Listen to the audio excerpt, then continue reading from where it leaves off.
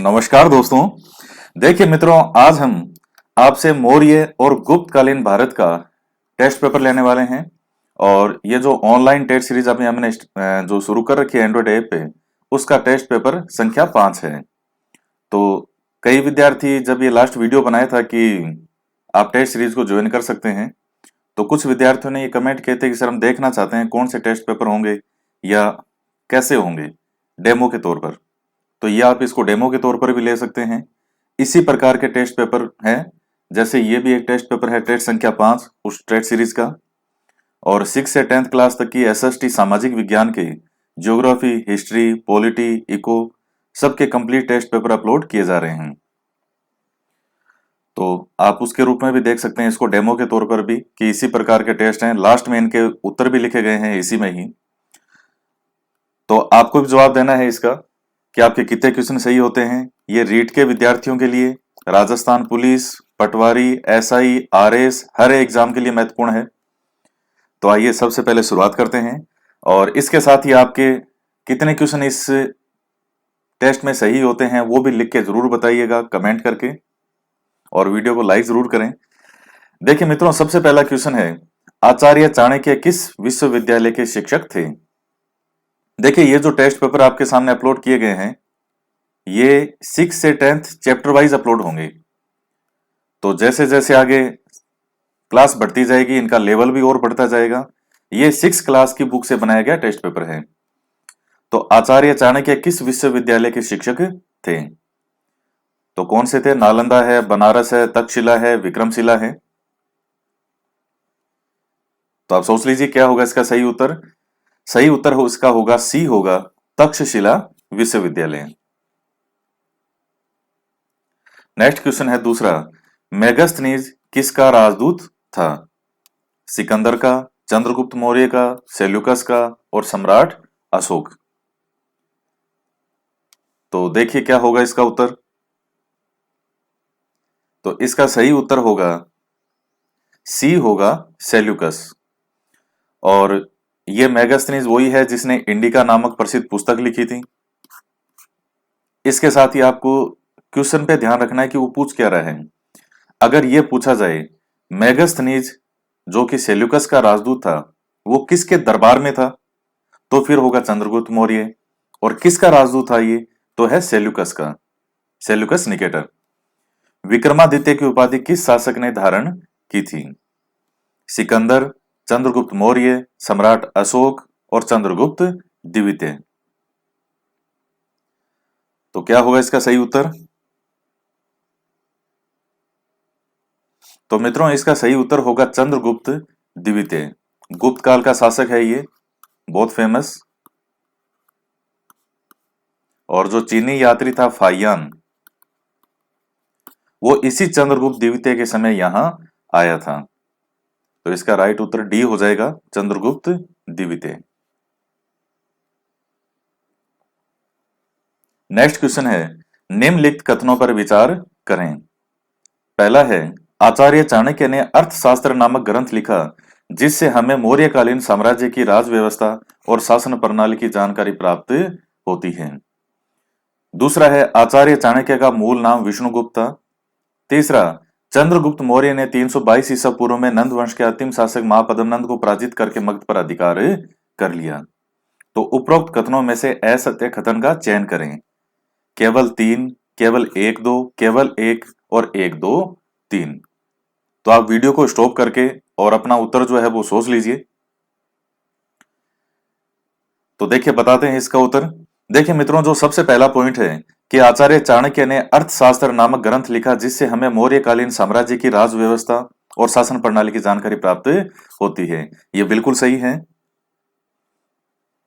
क्योंकि मित्रों यहां कई बार ये देखा, जो यूपीएससी के और आरएस के कई क्वेश्चन पेपर होते हैं, तो उनमें कई बार वो भ्रमित करने के लिए बहुत जबरदस्त देता है। वो लिखता है कि आचार्य चाणक्य ने अर्थशास्त्र नामक ग्रंथ लिखा जिससे हमें पूर्ण रूप से उसमें मौर्यकालीन अर्थव्यवस्था की जानकारी प्राप्त होती है। क्योंकि अर्थशास्त्र नाम से लगता है कि ये इकोनॉमिक्स होता होगा, जबकि ऐसा नहीं है। कभी भी अर्थशास्त्र, जो कि आचार्य चाणक्य का ग्रंथ है अर्थशास्त्र, इसे कभी भी इंग्लिश में इकोनॉमिक्स कभी नहीं लिखा जाएगा कि आचार्य चाणक्य ने इकोनॉमिक्स ग्रंथ लिखा था। कभी नहीं लिखा जाएगा वो। अर्थशास्त्र यानी भूमि और वहां जो रहने वाले लोग, राजनीति की जानकारी, शासन प्रणाली की जानकारी, सब कुछ इसमें आ जाता है। तो पहला बिल्कुल सही है। आचार्य चाणक्य का मूल नाम विष्णुगुप्त था, यह भी सही है।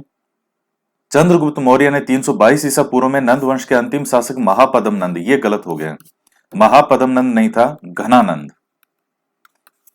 महापद्म नंद तो पहला शासक था नंद वंश का। तो इस घनानंद को पराजित करके और मगध पर अधिकार कर लिया। तो इसमें केवल असत्य कथन कौन सा हो जाएगा? थर्ड। तो ये केवल असत्य है, तो इसका सही उत्तर हो जाएगा केवल 3, ए इसका राइट उत्तर होगा। नेक्स्ट क्वेश्चन है, निम्नलिखित कथनों को सावधानी पूर्वक पढ़ते हुए उन पर विचार करें। पहला है, चंद्रगुप्त मौर्य ने सेल्यूकस को बुरी तरह पराजित किया था। सेल्यूकस की पुत्री हेलेना का विवाह चंद्रगुप्त मौर्य से होता है। सेल्यूकस ने मेगास्थनीज को चंद्रगुप्त के दरबार में अपना राजदूत बनाकर भेजा और मेगास्थनीज ने इंडिका नामक पुस्तक लिखी। उपरोक्त कथनों में उन कथनों का चुनाव करें जो असत्य नहीं है। तो आप इसको स्टॉप करके सोच लीजिए कि क्या होगा इसका सही उत्तर। 1 2 4, 1 2 3 4, 2 3 4, कौन सा होगा सही उत्तर? तो मित्रों इसका जो सही उत्तर है वो बी होगा, 1 2 3 4। ये पूछ रहा है कौन सा असत्य नहीं है, यानी आपसे ये जानना चाहता है कि कौन सा सत्य है। तो ये चारों ही सही है। चंद्रगुप्त मौर्य जो है ये सेल्यूकस को पराजित भी करता है, इसकी पुत्री हेलेना से विवाह होगा। इसके बाद सेल्यूकस ने मेगास्थनीज को चंद्रगुप्त के दरबार में अपना राजदूत बनाकर भेजा, ये भी सही है। और मेगास्थनीज ने इंडिका नामक पुस्तक लिखी। तो ये चारों ही कथन सही हैं इसमें। नेक्स्ट क्वेश्चन आता है, निम्नलिखित कथनों को सावधानी पूर्वक पढ़ते हुए उन पर विचार करें। पहला है, चंद्रगुप्त मौर्य ने जीवन के अंतिम काल में जैन धर्म को ग्रहण कर लिया था। चंद्रगुप्त ने भद्रबाहु को अपना गुरु बनाया। चंद्रगुप्त मौर्य ने श्रवण बेलगोला कर्नाटक में संथारा करते हुए अपने प्राण त्याग दिए। तो उपरोक्त कथनों में से सत्य कथन का चुनाव करें। तो ये आपके सामने 4 ऑप्शन है, आप इसमें देख लीजिए वीडियो को स्टॉप करके कि आप कौन सा राइट करेंगे। तो दोस्तों इसका जो सही उत्तर होगा वो होगा सी, 1 2 3, ये सभी सही हैं। चंद्रगुप्त मौर्य ने जीवन के अंतिम काल में जैन धर्म को ग्रहण कर लिया था। जैसे अशोक है तो अशोक बौद्ध धर्म को मानता था, उसी प्रकार चंद्रगुप्त मौर्य है तो ये जैन धर्म को ग्रहण कर लिया था, जैन धर्म को मानता था।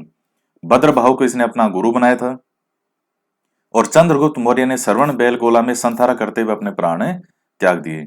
भूखे रहते हुए इसने अपने प्राण त्यागे थे चंद्रगुप्त मौर्य ने, उस समय पूरे हिंदुस्तान का सम्राट। तो इसका सही उत्तर सी हो जाएगा, 1 2 3। नेक्स्ट क्वेश्चन है, अमित्र घात के नाम से किस शासक को जाना जाता है? चंद्रगुप्त मौर्य, बिंदुसार, अशोक महान और चंद्रगुप्त द्वितीय।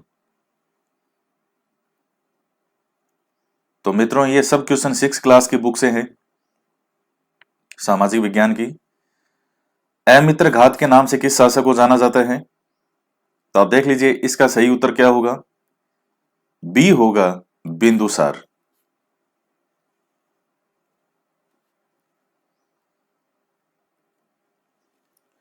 निम्नलिखित कथनों को सावधानी पूर्वक पढ़ते हुए उन पर विचार करें। 8वां क्वेश्चन है, आचार्य चाणक्य चंद्रगुप्त मौर्य और बिंदुसार दोनों के प्रधानमंत्री रहे थे। अशोक 269 ईसा पूर्व में मौर्य सम्राट बनता है। अपने राज्याभिषेक के 8वें वर्ष अशोक ने कलिंग पर आक्रमण किया था। उपरोक्त कथनों में से सत्य कथन का चुनाव करें। तो केवल 2 3, 1 2, 1 2 3 और 2 व 3। तो आप सोच लीजिए कि क्या होगा इसका सही उत्तर। क्या केवल 2 और 3 बिल्कुल सही होगा, या केवल 1 व 2 है, या तीनों ही सही हैं? आपको सत्य कथन बताना है। तो मित्रों इसका सही उत्तर जो होगा वो तीनों ही सही है। इसमें आचार्य चाणक्य जो हैं ये चंद्रगुप्त मौर्य के भी प्रधानमंत्री थे ही थे। इसी के साथ ही चंद्रगुप्त मौर्य का जो पुत्र है बिंदुसार, बिंदुसार के भी ये प्रधानमंत्री रहे थे। तो दोनों ही सही हैं। तो चंद्रगुप्त मौर्य और बिंदुसार, तो फर्स्ट राइट हो जाएगा इसका। 269 ईसा पूर्व में मौर्य सम्राट बनता है, ये भी बिल्कुल सही है। इसका जो राज तिलक होता है वो 269 ईसा पूर्व में है। हालांकि बिंदुसार की जो मृत्यु होती है 272 बीसी यानी 272 ईसा पूर्व में ही हो जाती है। लेकिन उसके बाद कहा जाता है कि इन भाइयों में संघर्ष चला और 269 ईसा पूर्व के अंदर जो राज तिलक है, राज्याभिषेक, वो इसका अशोक का होता है। और तीसरा है, अपने राज्याभिषेक के 8वें वर्ष अशोक ने कलिंग पर आक्रमण किया था। ये लिखा हुआ है शिलालेखों में। तो 261 ईसा पूर्व के अंदर इसने आक्रमण किया था कलिंग पर, यानी आज का उड़ीसा। और यहीं से अशोक में पूरी तरह से परिवर्तन आता है और अब वो शांति का रास्ता जो है वो अख्तियार कर लेता है। तो सारे सही हैं, इसमें सी हो जाएगा। इसके बाद 9वां क्वेश्चन है, निम्नलिखित कथनों को सावधानी पूर्वक पढ़ते हुए उन पर विचार करें। अशोक के अभिलेख प्राकृत भाषा, यूनानी भाषा और ब्राह्मी लिपि में प्राप्त हुए हैं। अशोक ने प्रजा को नैतिक शिक्षा देने के लिए दम महामात्य नामक अधिकारियों की नियुक्ति की। अशोक ने पाटलिपुत्र में दूसरी बौद्ध संगीति का आयोजन किया था। उपरोक्त कथनों में से सत्य कथन का चुनाव करें। 1 2 3, 2 3, केवल 1 2। तो आप बताइए इसमें से कौन से हैं जो कथन पूरी तरह से सत्य हैं।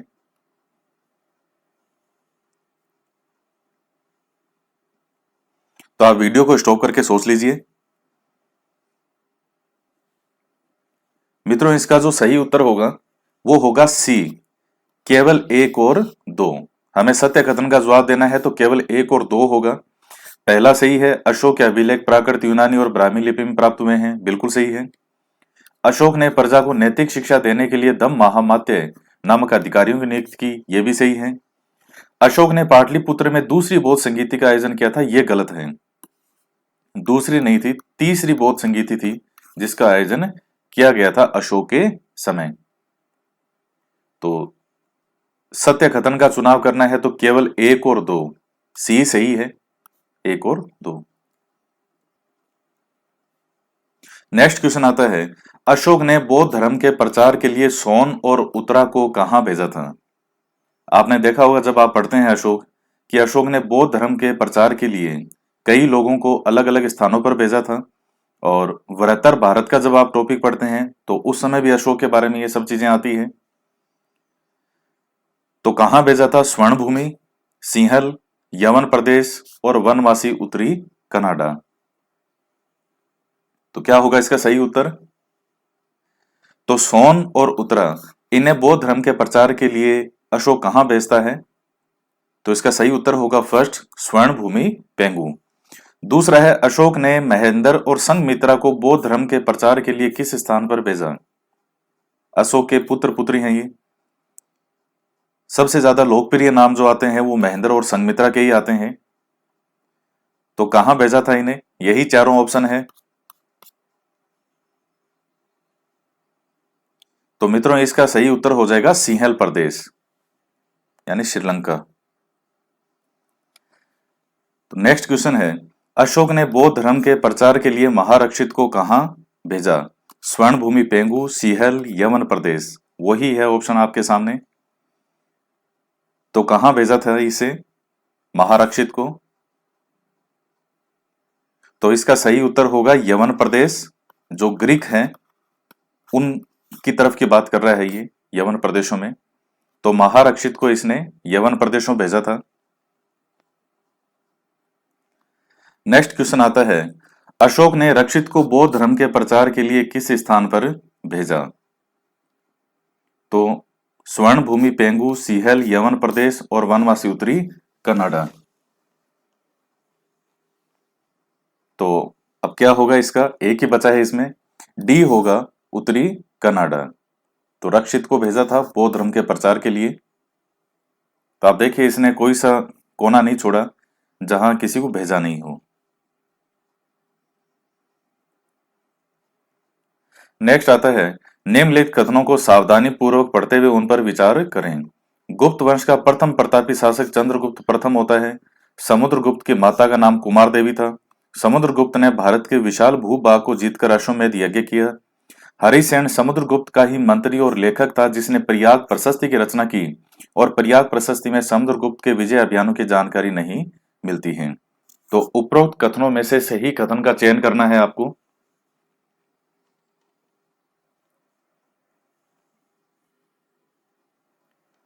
तो कौन कौन से इन 5 में से सही कथन है?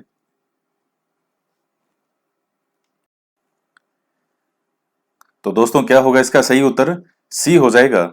1 2 3 4। पांचवा जो ऑप्शन है वो इसमें गलत है कि प्रयाग प्रशस्ति से समुद्रगुप्त के विजय अभियानों की जानकारी नहीं मिलती है। ऐसा नहीं है। प्रयाग प्रशस्ति समुद्रगुप्त के विजय अभियानों की जानकारी हमें प्राप्त होती है। तो पांचवा गलत हो जाएगा और बाकी चार बिल्कुल सही हैं।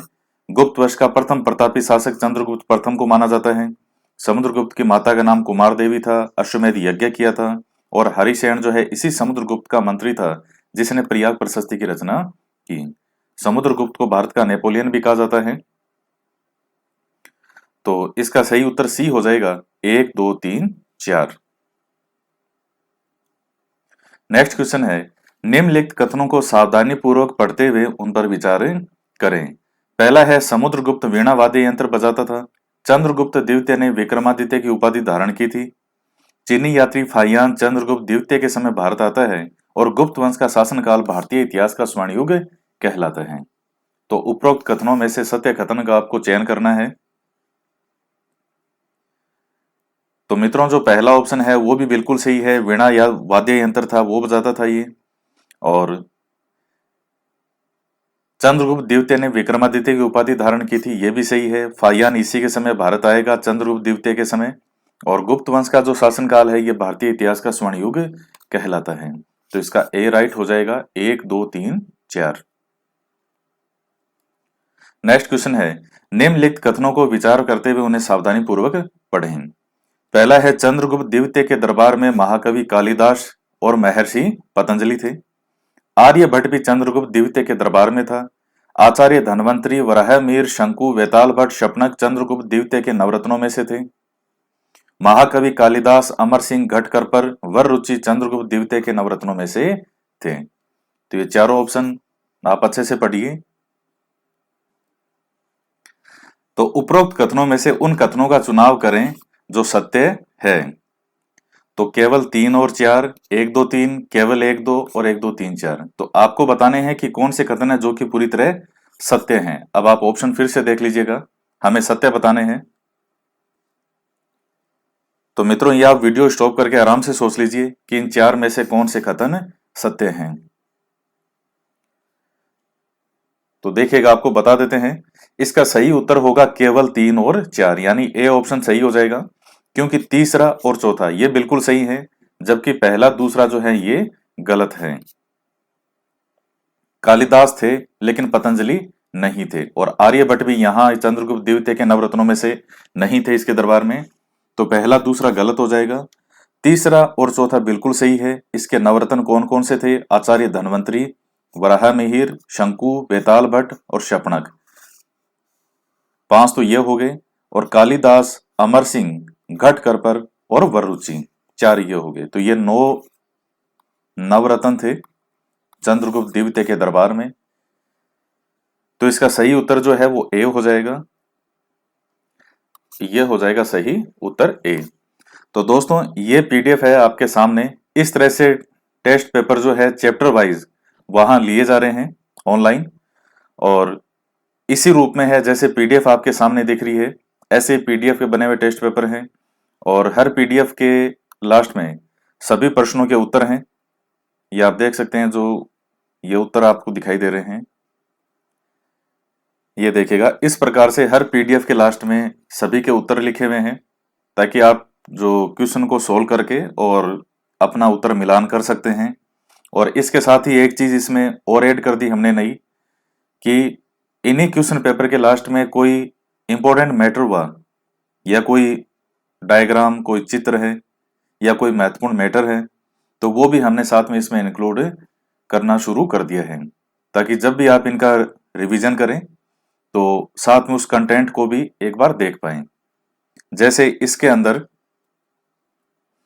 ये अशोक के साम्राज्य का जो एक चित्र है वो यहां साथ में ऐड कर दिया गया है, ताकि थोड़ी सी आपको जानकारी बनी रहे कहाँ कहाँ साम्राज्य था, कौन कौन से स्थान थे। तो दोस्तों ये है टेस्ट पेपर आपके सामने। तो आपके 16 में से कितने सही हुए हैं कमेंट करके जरूर बताइएगा। और इसके साथ ही अगर आप इसको ज्वाइन करना चाहते हैं कंप्लीट टेस्ट पेपर को, कंप्लीट जितने भी टेस्ट पेपर अपलोड होंगे, तो वो आप एंड्रॉयड ऐप जिसका लिंक जो है वो डिस्क्रिप्शन में दिया होगा, उसको ज्वाइन करके और डाउनलोड करके, और जब आप एंड्रॉयड ऐप ओपन करेंगे तो उसमें स्टोर का ऑप्शन आता है। उस स्टोर के ऑप्शन में जाकर के और ये आप जो है कोर्स ले सकते हैं। जिस दिन से आप ये टेस्ट पेपर लेते हैं, 1 साल तक इनकी वैलिडिटी है। 1 साल तक आप जितनी बार चाहें इन पेपर को पढ़ सकते हैं। और इनके कई बेनिफिट हैं आपको इन टेस्ट पेपर के। एक तो आपका खुद का मूल्यांकन होगा। रीट, पुलिस, पटवार, कोई भी आप एग्जाम दे रहे हैं, उनके लिए सबसे महत्वपूर्ण यही चीजें हैं। इन्हीं में से क्वेश्चन आते हैं। और साथ में क्वेश्चन इस तरह से बनाए जा रहे हैं कि आपका खुद का सोचने का भी जो है वो बढ़े, कि किसी क्वेश्चन को कैसे सोचा जा सकता है, कितनी तरीके से उस पर विचार कर सकते हैं। और साथ में इन सभी बुक्स का रिवीजन भी इन्हीं के माध्यम से आपका हो जाएगा। इस तरीके से क्वेश्चन बनाए जा रहे हैं। तो दोस्तों, आज के वीडियो में इतना ही। वीडियो को लाइक जरूर करें, ज्यादा से ज्यादा शेयर करें। तो मिलते हैं नेक्स्ट वीडियो में एक नए टॉपिक के साथ। जय हिंद, जय भारत।